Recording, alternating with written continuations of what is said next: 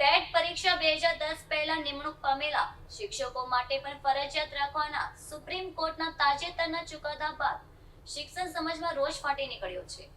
આ નિર્ણય સામે શિક્ષક સંઘોએ કલેક્ટર મારફતે પ્રધાનમંત્રી અને કેન્દ્રીય શિક્ષણ મંત્રીને આવેદનપત્ર પાઠવી વચલો માર્ગ કાઢવાની માંગ કરી છે। ભારતની એનસીટીઈ દ્વારા 23 ઓગસ્ટ 2010 થી શિક્ષક પાત્રતા પરીક્ષા ટેટ ને સરકારી પ્રાથમિક શિક્ષકો માટે લઘુત્તમ લાયકાત તરીકે જાહેર કરવામાં આવી હતી, જેથી 23 ઓગસ્ટ 2010 પૂર્વે નિયુક્તિ પામેલા શિક્ષકો માટે પણ ટેટ પરીક્ષા ફરજિયાત કરવામાં આવતા જૂના શિક્ષકોમાં રોષ વ્યાપ્યો હતો।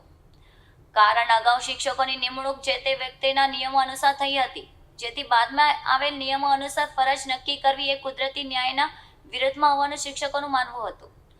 પરંતુ ટેટ ફરજિયાત રહેતા શિક્ષકોના સંઘ દ્વારા સુપ્રીમ કોર્ટમાં 2010 પહેલા નિયુક્તિ પામેલા શિક્ષકો માટે ટેટ પરીક્ષાના ફરજિયાતપણામાંથી કાયમી મુક્તિ આપવા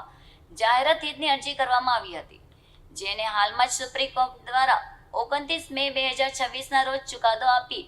ટેટ પરીક્ષા વર્ષ 2010 પહેલાના શિક્ષકો માટે ફરજિયાત રાખવાનો આદેશ કર્યો હતો, જેની સામે લાખો શિક્ષકોમાં રોષની લાગણી ફેલાઈ હતી। ત્યારે આજે જિલ્લા સ્તરે જિલ્લા કલેક્ટરના માધ્યમથી દેશના પ્રધાનમંત્રી અને કેન્દ્રીય શિક્ષણ મંત્રીને આવેદનપત્ર પાઠવવામાં આવ્યું હતું, જેમાં સુપ્રીમ કોર્ટના ચુકાદા સામે શિક્ષકો નથી પણ શિક્ષકોની ગરિમાનું સન્માન થવું જોઈએ,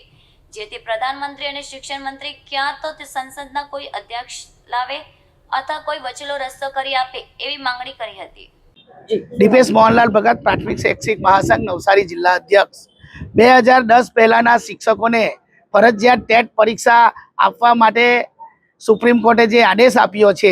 એ આદેશના વિરોધમાં આજે આખા દેશમાં દરેક જિલ્લા કલેક્ટર કચેરીએ અખિલ ભારતીય રાષ્ટ્રીય શૈક્ષિક મહાસંઘ એના વિરોધમાં આવેદન આપે છે અને વડાપ્રધાનશ્રી અને શિક્ષણ મંત્રીને આહવાન કરે છે કે આપ અધ્યાદેશ લાવો અથવા બીજી કોઈ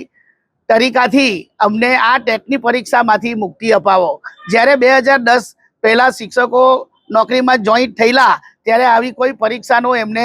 અનુમોદન આપેલું ન હતું અને જે કંઈ પેપર્સ હતા ડિગ્રીના એ આપેલા હતા, પ્રોફેશનલ ડિગ્રીના પેપર્સ પણ આપેલા હતા, તો પછી પાછળથી એમના પર આ પરીક્ષાનો એ થોપી દેવો એ નિરર્થક છે અને એ શિક્ષક સમાજનું અપમાન છે। તો એના વિરોધમાં આજે અમે કલેક્ટરશ્રીને આવેદનપત્ર આપીએ છીએ અને અમને આ પરીક્ષામાંથી મુક્તિ અપાવો એવું વડાપ્રધાનશ્રીને આહવાન કરીએ છીએ। આવનાર સમયમાં અમે રાજ્યમાં અને દેશમાં આપણે રામલીલા મેદાન પર પણ મોટી સંખ્યામાં શિક્ષકો ભેગા થઈને ઉપવાસ આંદોલન અને ધરણા કરવા જઈ રહ્યા છે।